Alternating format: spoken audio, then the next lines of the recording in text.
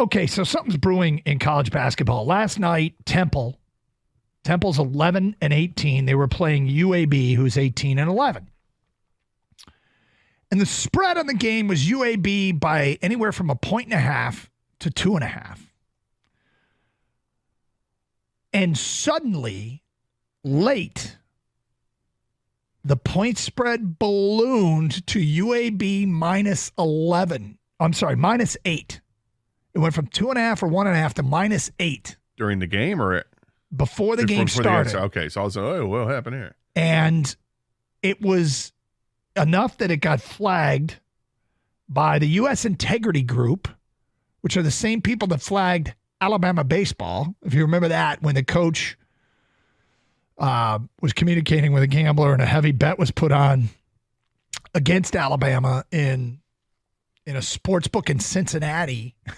They traced it to an acquaintance. Was it the dad of a player or dad of a recruit that put the bet? Anyway, long story short, this game gets flagged and Temple loses by like 30.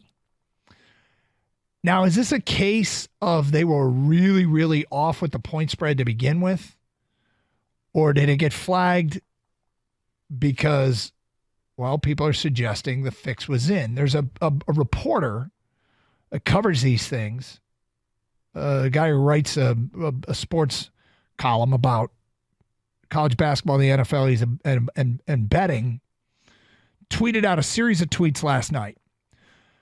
There have been some allegations surrounding social media that the Temple men's basketball program has been involved in some level of match fixing. Here's the thread of what we currently know. Temple hosted UAB Thursday night. As of 1:24 p.m., the spread was 2.5. By 2:29 p.m., so an hour and 5 minutes later, the spread had ballooned to minus 8, a move that is typically unheard of this late in the college basketball season without any meaningful news or injuries. The move was so drastic and unusual that it caught the attention of U.S. Integrity, which has since alerted casinos that the game was flagged for unusual activity per Pat 40, writes for Sports Illustrated. UAB went on to beat Temple 100-72, easily covering the spread.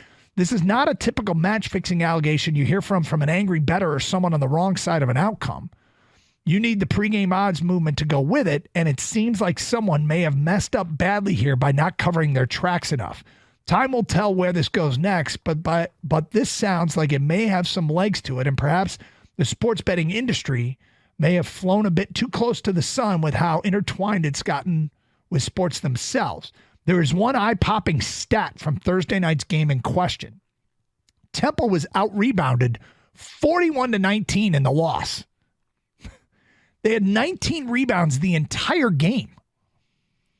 The minus 22 rebounding margin is the worst for Temple in 150 games, dating back to a minus 26 margin against Cincinnati on January 27, 2019. Pat 40 had something on social media today about this. Give me a second as I bring it up. Well, this is disturbing, to say the least. Yeah, a statement from Temple. This is Pat 40. We are aware of the social media posts regarding last night's men's basketball game. We will review the repost thoroughly in accordance with the university and NCAA policies. While we cannot comment any further at this time, we take this matter very seriously. Now, can they just tweet out, no, we just suck.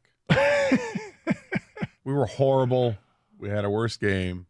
And we're not a good team to begin with. I mean, we're 11-18 for a reason. First of all, how are they only a 1.5 dog to a team that's 18-11? So, do you investigate both sides of this? What's the both? What's the other? What's the 1.5 point crap when you got such a disparity with records? I don't know anything about either team, right? Other than what you just told me. Yeah. But it would stand to reason that a team that has an 18-11 record taking on its inverse in record opponent should be more than a 1.5 favorite. And is this a conference tournament or is this just regular game? It's a regular game.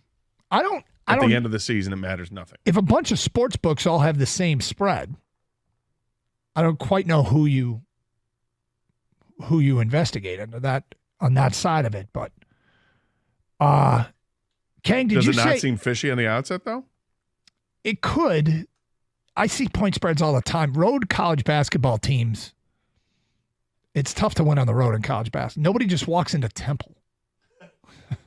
Kang, did you say that there was something about actually temples having been monitored for some time? Yeah, the integrity department has actually, I don't know if they've been tipped off for a while, but they've been monitoring temple games because no one else watches temple games for a while now this season. And that's the type of school, though, that might, that could be compromised in this situation, right? A school that me and Doug, because of the college landscape now of sports, weren't even sure what conference they were in anymore. Dude, it was funny. I'm like, they're not in the A-10? No? Yeah, I'm like Big East. Did they go to the MAC, or was that was UMass, right? Yeah. That was football? Okay. Yeah, so, they've, which tells me something's up. If they've been watching them, this isn't like a one-time thing or a blip. I think something's up. So, look, we did this topic a few weeks ago. It never crosses my mind when I'm watching a game that something's fixed.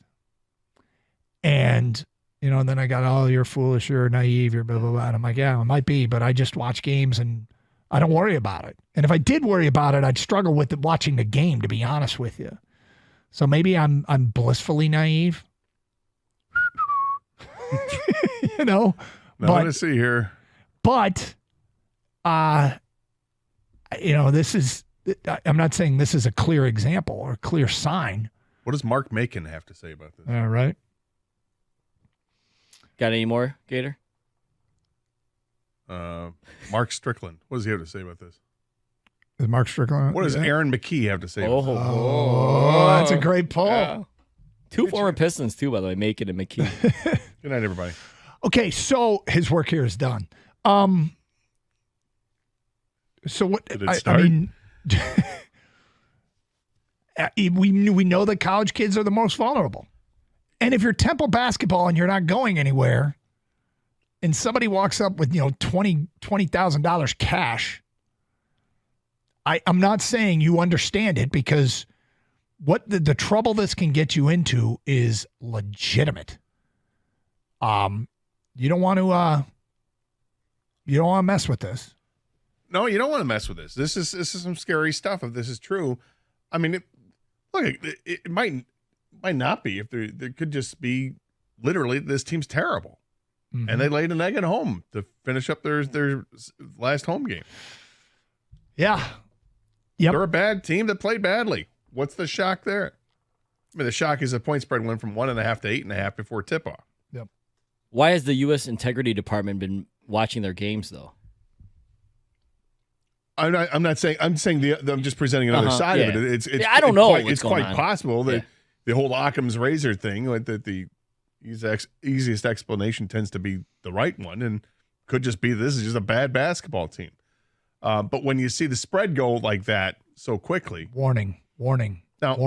Yeah, but Vegas spreads, I mean, they're set by. It seems like there's got to be like one guy that puts it out there, everybody else just mimics it and maybe goes a half point to a point around it.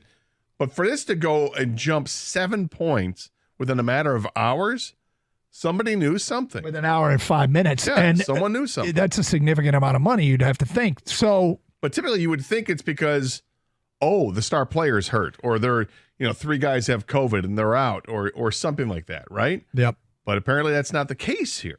Yep. So you got it's funny because I look at the college kid being vulnerable and the amount of money that they might make on a move like this is probably not significant in the grand life, in their 30,000 foot view of their life, the timeline of their life.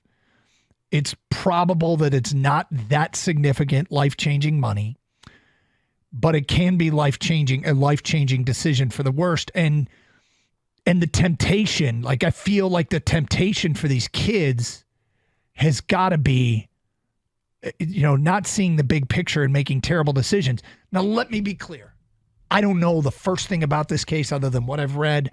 I don't want to even, I hate sort of speculating on potential guilt here, but it's such a huge weakness in the system that college players on a college campus, I mean, they are making NIL money now.